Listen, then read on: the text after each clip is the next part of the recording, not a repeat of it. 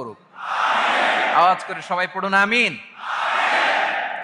সুবহানাল্লাহ। আপনাদের south Africa দেখে তো আমি অবাক। প্রাকৃতিক সৌন্দর্যের লীলাভূমি, পুরো দক্ষিণ আফ্রিকাটাই যেন একটা সাফারি পার্ক। আলহামদুলিল্লাহ, চমৎকার দেশ, চমৎকার, অসাধারণ।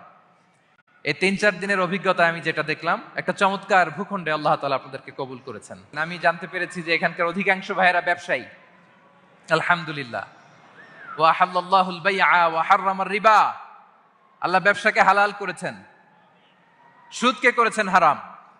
সুদের সাথে মুসলমানের কোনো সম্পর্ক নাই।